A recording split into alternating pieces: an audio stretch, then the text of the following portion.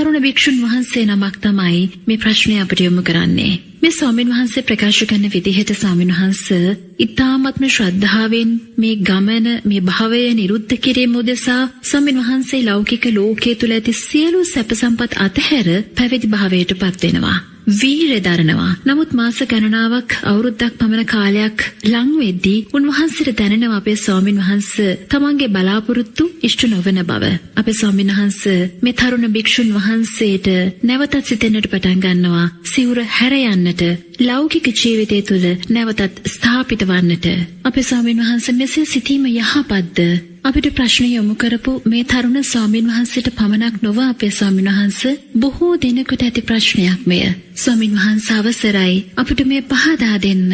මීළඟ ප්‍රශ්නය ඔබතුමිය මට යොමු කළේ පින්වත් ගෞරවනීය තරුණ ස්වාමීන් වහන්සේ කෙනෙක් යොමු කරපු ප්‍රශ්නයක්. ඒ තරුණ ස්වාමීන් වහන්සේ යොමු කරලා තියෙන ප්‍රශ්නේ තමයි තමන් උසස් අධ්‍යාපනයත් ලැබමින් ඉඳලා සද්ධර්ම ශ්‍රවණය කරලා බොහෝම උවමනාවෙන් තමයි මේ සියල්ල අතහැරලා පැවිදි වුණේ. ඉතින් පැවිදි වෙන මොහොතේ තිබ්බ එකම අදිෂ්ඨානය තමයි මේ ජීවිතේදීම නිවන් දකින්නවා කියන අදිෂ්ඨානය. ඇත්තටම මේ අදිෂ්ඨානයෙන් තමයි මේ ස්වාමීන් වහන්සේ පැවිදි වෙලා තියෙන්නේ. තරුණ ස්වාමීන් වහන්සේ. නමුත් මාස 3ක් මාස 6ක් අවුරුද්දක් යද්දී ඇත්තටම උන්වහන්සේට තම පැවිදි ජීවිතෙන් ප්‍රතිඵලයක් ලබන්න පුළුවන් කමක් ලැබිලා නැහැ. මොකද තමන් බලාපොරොත්තු වුණ ඒ අධිගමයන් ලබන්න පුළුවන් කමක් ලැබිලා. ඒ නිසා ඒ තරුණ ස්වාමීන් වහන්සේ දැන් අපෙන් ප්‍රශ්නයක් යොමු කරනවා මගේ බලාපොරොත්තු ඉටුනේ නැහැ. ඒ නිසා මම සිවුරු ඇර යන්නද කියලා. මේ තරුණ ස්වාමීන් වහන්සේ කෙනෙක්ගේ හිතේ ඇති වුණා වූ සිතුවිල්ලක් තමයි මේ ප්‍රශ්නය තුලින් අපිට යොමු කරන්නේ. ඉතින් මෙවැනි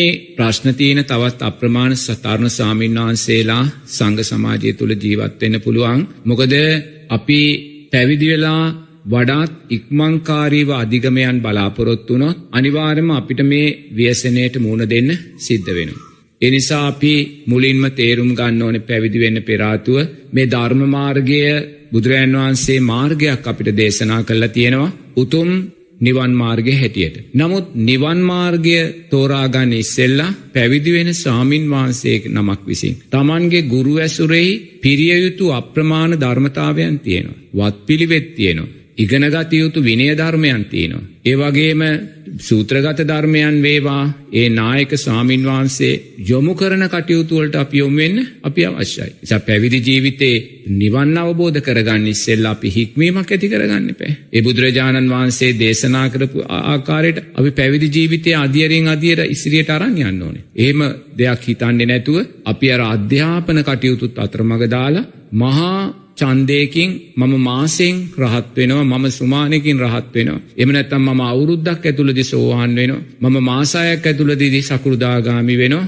මෙවැනි දේවල් හිතාගෙන පැවිදි භාවයට පත් වුණොත් අපිට කවදාක්වත් මාර්ගයේ නිවැරදිව පුහුණු කරගන්න වෙන්නේ නැහැ. ඒ නිසා හොඳින්ම තේරුම් ගන්න ඕනේ තරුණ ස්වාමීන් වහන්සේ කෙනෙක් පැවිදි භාවයට පත් වුණාට පස්සේ මේ පැවිදි ස්වාමීන් වහන්සේ Tamanගේ උපාධ්‍යානන් වහන්සේලා, ගුරු ස්වාමීන් වහන්සේලාගේ අවවාද අනුශාසනා මතයි තමන්ගේ පැවිදි ජීවිතේ ඉස්සරහට අරන් යන්න ඕනේ. එහෙම නැතුව අපේ සිතුවිලි වලට අදාළව, අපි හිතපු දේවල්ට අදාළව, අපි පැවිදි වෙන්න ඉස්සෙල්ලා ඇති කරගත්තා වූ මාර්ගයට අදාළව නෙමෙයි. ඒක හොඳින් තේරුම් ගන්න.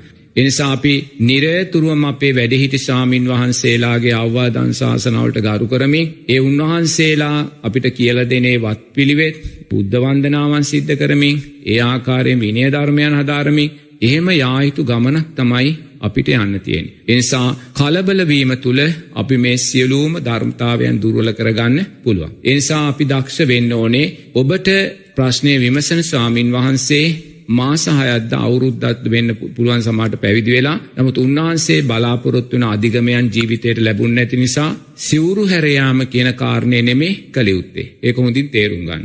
Taman තේරුම් ගන්න ඕනේ Tamanට සිවුරු හැර යන්න දැනීමක් සකස් වෙනවා නම් සිවුරු හැර යන දැනීම සකස් වෙන්නේ සිවුර දරා ගැනීමට අදාළ සංස්කාරයන්ගේ දුර්වලභාවය හොඳට තේරුම් ගන්න ඕනේ. අපි සංසාරේ පෙරෝපු චීවර එක ගොඩක් ගැහුවොත් ගිජ්ජකූට පර්වතයට වඩා විශාලයි කියලා බුදුරජාණන් වහන්සේ දේශනා කරනවා. එච්චරටම සංසාරේ අපි පැවිදි ජීවිත ලබලා තියෙනවා. බුද්ධෝත්පාද කාලේ සම්මා පැවිද්ද තියෙනවා, අබුද්ධෝත්පාද කාලවල මිච්ඡා පැවිද්ද තියෙනවා. තේන. ඉතින් එවැනි පැවිදි ජීවිත ලබලා පෙරෝපුස් චීවර ගිජ්ජකූට පර්වතයට වඩා විශාලයි කියලා ඒකට බුදුරජාණන් වහන්සේ කියනවා. එන එච්චරටම සංසාරේ අපි පැවිදි වෙලා නමුත් ඒ එකම පැවිදි ජීවිතයකින්වත් අපි ගත යුතු සැබෑ ප්‍රයෝජනය අරගෙන එහෙම ගත්තනම් අද අපිට මෙතෙන්ට එන්න ඕනේ නැහැ. ඒ නිසා අපි දක්ෂ වෙන්න ඕනේ යම් තරුණ ස්වාමින් වහන්සේ නමකට පැවිද්ද තුල ඉන්න කැමැත්ත සකස් වෙන්නේ නැත්නම් ඊට හේතුව තමයි පැවිද්දට අදාළ සංස්කාරයන්ගේ දුර්වලභාවය. ඔබ කැමැත්තෙන් පැවිදි වෙලා නිවන පිළිබඳ ඡන්දයෙන් පැවිදි වෙලා ඔබට බාධා මතුවෙද්දී නිවන් මාර්ගය ඔබට ප්‍රමාද වෙද්දී ඔබ සිවුරු හැර යනවා කියන්නේ ඔබේ නිවන ඔබ තව තවත් ඈත් කර ගන්නවා කියන කාරණයයි. හොඳට තේරුම් ගන්න. මොකද ඔබ පැවිදි ජීවිතයට වටිනාකමක් දෙන්නේ නැහැ. ඔබ සාමණේර ජීවිතයට වටිනාකමක් දෙන්නේ නැහැ. ඔබ උපසම්පදා ජීවිතයට වටිනාකමක් දෙන්නේ නැහැ. ඒ නොවැටිනාකම් දීම නිසාම ඔබට නිවන කියන අර්ථය තව තවත් ඈතට යනවා. ඒ නිසා ඔබ සුන්දර පැවිදි ජීවිතයක් ලැබුවා. ඒක මේ ලෝකයේ මිනිස්සෙක් ලබන ශ්‍රේෂ්ඨ මාර්ථය. ඊට වඩා අර්ථයක් නැහැ. ඉන් එහා තියෙන අර්ථ තමයි සෝවාන් සකෘදාගාමි අනාගාමි අරිහත් අර්ථයන්. ඒ කියන්නේ මේ ලෝක ධාතුවේ තියෙන සෝවාන් සකෘදාගාමි අනාගාමි අරිහත් අර්ථයන්ට මෙහා තියෙන අර්ථය තමයි උතුම් පැවිදි උපසම්පදාව කියන්නේ. නමුත් ඔබේ උතුම් පැවිද්ද ලැබුවා උතුම් උපසම්පදාව ලබන්නේ නැති සමහර විට. එන ඔබ මේ ලෝක ධාතුවේ ශ්‍රේෂ්ඨ මාර්ථයක් ජීවිතයට එකතු කරගත්තා. ඒ නිසා ඔබ දක්ෂයෙක්. ඔබට ඊට පින තියෙනවා ඊට කුසලයේ ඔබ තුල තියෙනවා. ඒ නිසා ඔබ දක්ෂ විය යුතුයි. ඔබ වහන්සේ හිතනවා නම් තාමත් මගේ අරමුණු ඉටුන්නේ නැහැ කියලා. ඒ කියන්නේ අධිගමයන් සාක්ෂාත් උනේ නැහැ කියලා. ඔබ වහන්සේ කළ යුත්තේ මොකක්ද? අධිගමයන් සාක්ෂාත් කර ගැනීමට අදාළ සංස්කාරයන් ජීවිතය තුලින් වඩා ගැනීම. එහෙම නැතුව ගෙදර යාම නෙමෙයි. සිවුරු හැරදාලා ගෙදර යන මොහොතේ ඔබ සිවුරු දරන්න පෙර ආතුව තිබුණාට වඩා බලවත් අකුසල් ගොඩක් ඔබේ ජීවිතයට රැස් වෙන්න පුළුවන්. ඔබ සංඝයා කියන අර්ථයට ගරුත්වයක් දුන්නේ නැහැ. ඔබ මේ උතුම් පැවිද්ද කියන අර්ථයට ගරුත්වයක් දුන්නේ නැහැ. ඔබ මේ උතුම් චතුරාර්ය සත්‍ය කියන අර්ථයට ගරුත්වයක් දුන්නේ නැහැ. ඔබ මේ ආර්ය අෂ්ටාංගික මාර්ගය කියන අර්ථයට ගරුත්වයක් දුන්නේ නැහැ.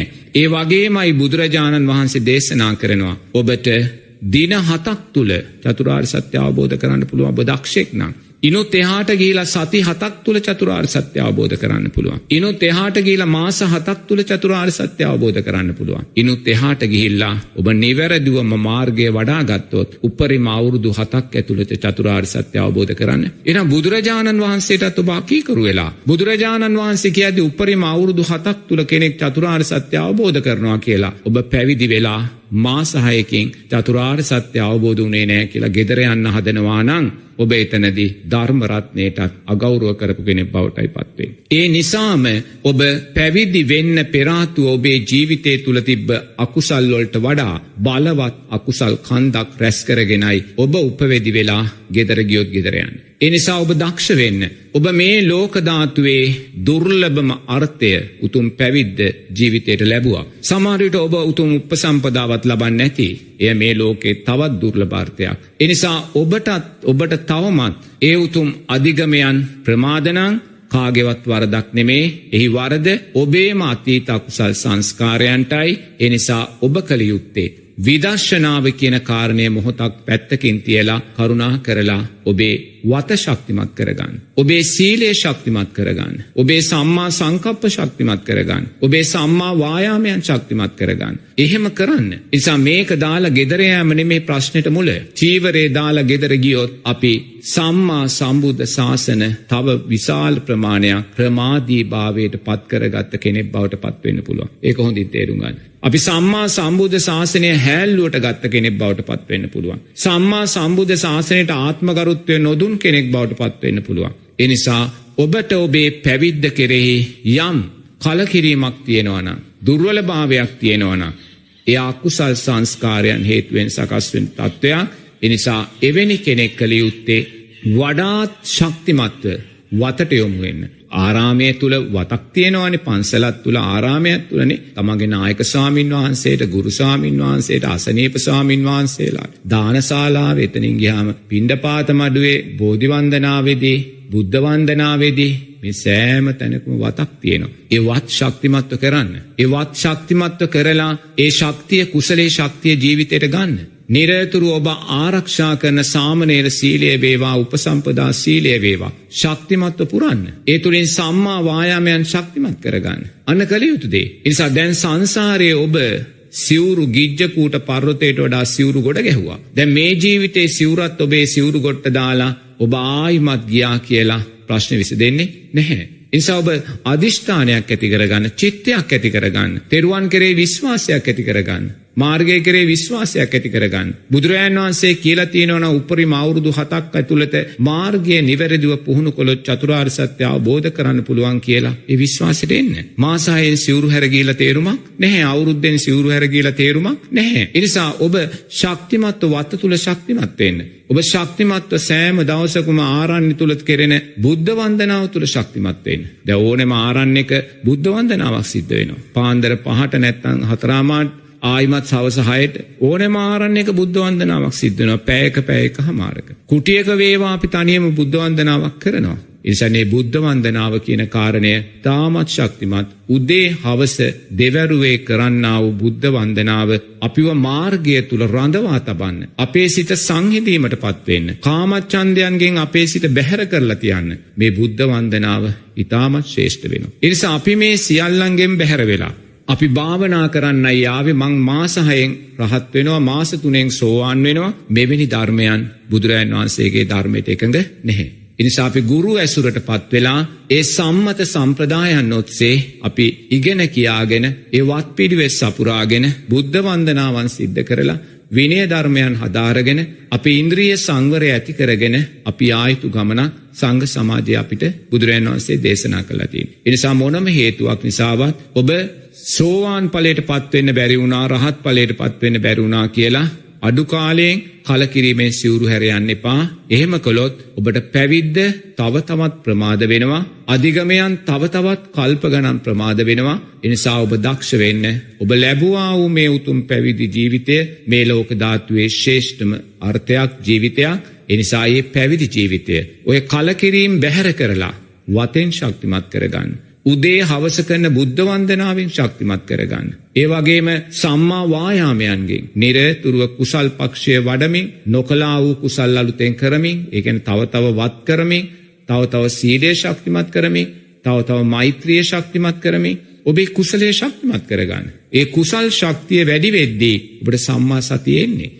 කල යුත්තේ නොකල යුත්තේ මොකද්ද කියලා. දැන් ඔබට සම්මා සතියක් නැහැ. ඔබ ඒකයි සිවුරු ඇල්ල ගෙදර යන්න හදන්නේ. ඔබට සම්මා සතියක් තියෙනවා නම් කවදාක්වත් ඔබ සිවුරු ඇල්ල ගෙදර යන්නේ නැහැ. ඒතර ඇයි ඔබට සම්මා සතිය නැති උනේ? සම්මා වායාමයක් නැහැ. ඇයි ඔබට සම්මා වායාමයක් නැති උනේ? සීලයට අදාළ සම්මා වාචා කම්මන්තයන් නැහැ. ඒතර ඇයි ඒ දෙක නැති උනේ? සම්මා සංකප්ප, සම්මා දිට්ඨි දුර්වලයි. ඇයි ඒ දෙක දුරු සම්මා දිට්ඨි දුර්වල වුනේ? කල්යාණ මිත්‍රාශ්‍රය, සද්ධර්ම ශ්‍රවණය, නුවණින් මෙනෙහි කිරීම දුර්වලයි. අන්න හොයාගන්න හේතුව. එහෙනම් ඔබ මුලින්ම කළ යුත්තේ තව කල්යාණ මිත්‍ර ඇසුරු කරන්න.